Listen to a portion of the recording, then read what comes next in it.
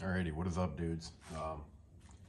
Just wanted to make it, I guess, well, I don't know if it'll be a short video, but we'll see. I intend on it being a short video. Just wanted to make a video on the Brownells Aluma Hyde II. This is a epoxy finish coating that I would say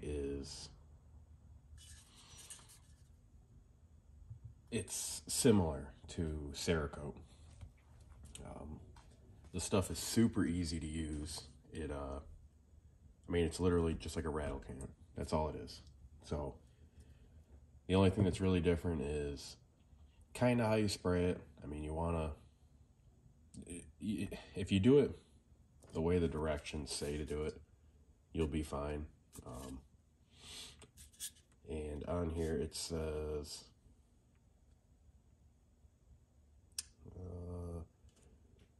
Aluma Hyde II must be allowed to cure 10 to 14 days before recoating.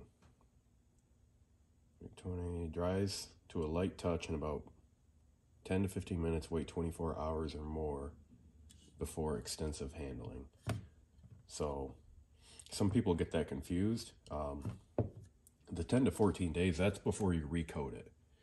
And I might be wrong with this, but in the past, I've had painting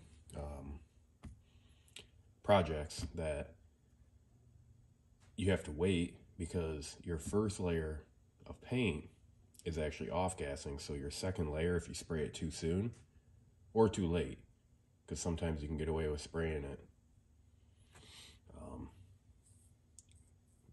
like shortly after your first coat. But that's, every time I do it, I just do one coat. Well, I guess you could call it like 1.5 coats, all at once basically, and let it sit. Normally I'll take it inside, especially in the wintertime. I don't want to leave it out here in the barn to get cold. But I would take it in after a day or two, once you let it off gas, at least mostly. Take it in, hang it up in a closet or something in the warmth, not the warm. Makes you sound stupid if you say that. And then, yeah, I mean, this stuff has been super, super tough. I brought out some things that I've sprayed with it, but I'll show you. This is the OD green.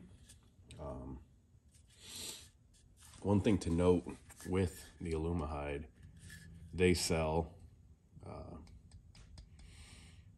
clean out nozzles and they sell replacement nozzles, which you will 100% want to get, because unless you plan on using a whole can, which I doubt you will, I doubt you'll use a quarter can on a whole gun, but you'll definitely want to get those, because once you spray it once, that nozzle's toast. You'll have to just pop it off and get another one. But we got the Coyote,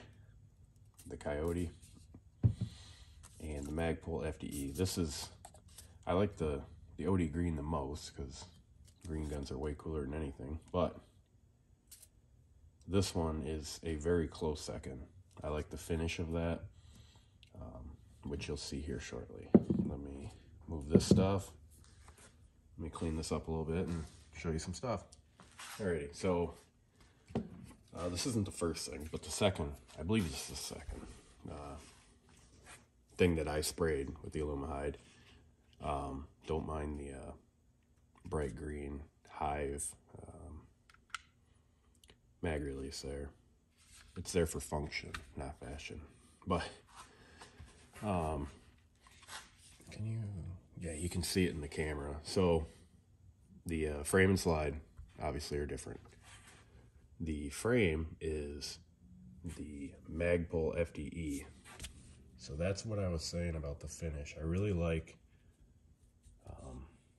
I guess, the sheen to this Magpul FDE.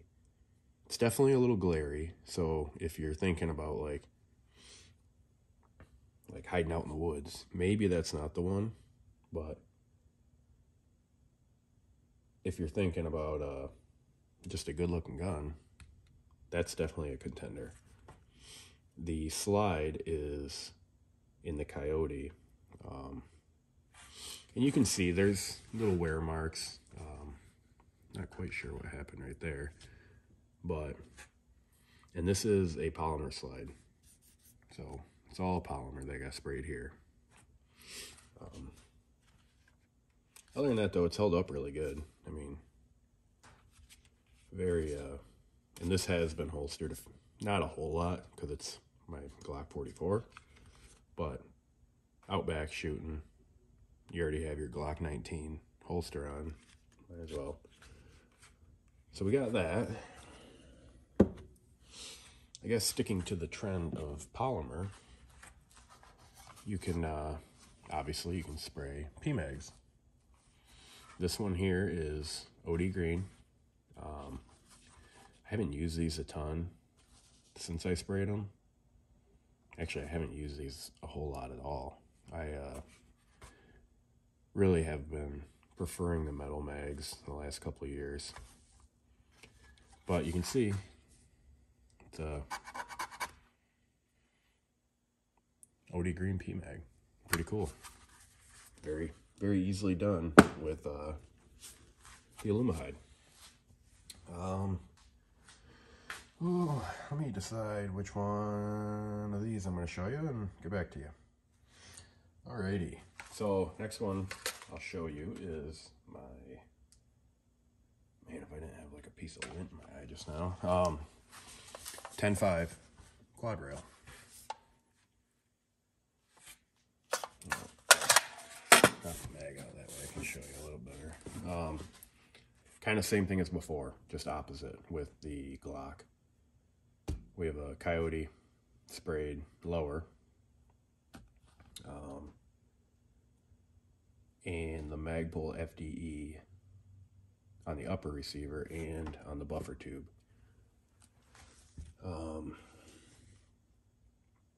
Man, it's really not a whole lot to say about this.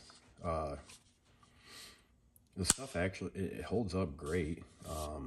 You can see right here you get some chipping. That's just from the gun getting thrown around and stuff like that. This is another one I don't run a ton.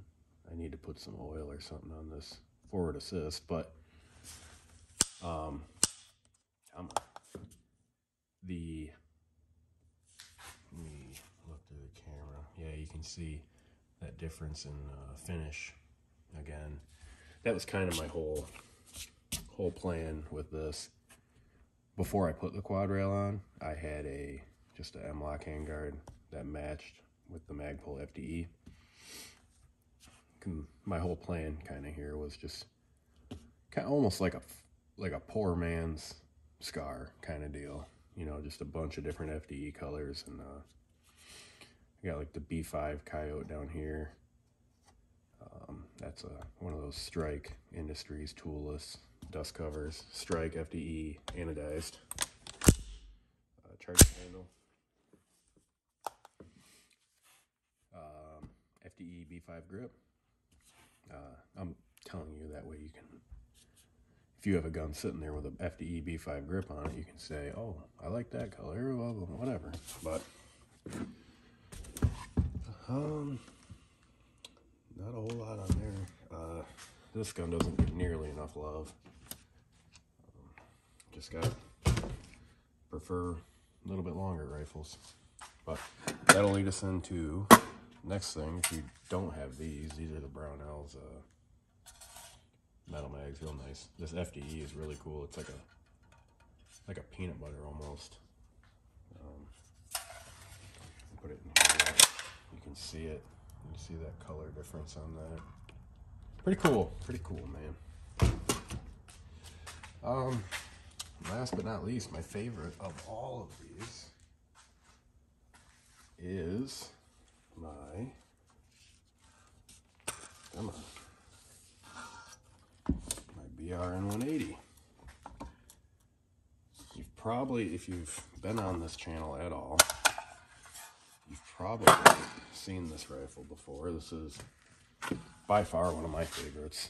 This whole thing is OD green Aluma Hyde. And it has held up fantastic. This gun here does get shot a fair amount. I'm going to try to get that to stay up, that way I can show you a few things. So basically your normal wear. We got chipping right here. That's just from rounds coming out on ejection. Come around.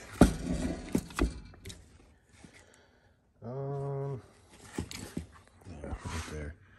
A little bit of wear back here where you're going into your shoulder, especially depending on what you're wearing.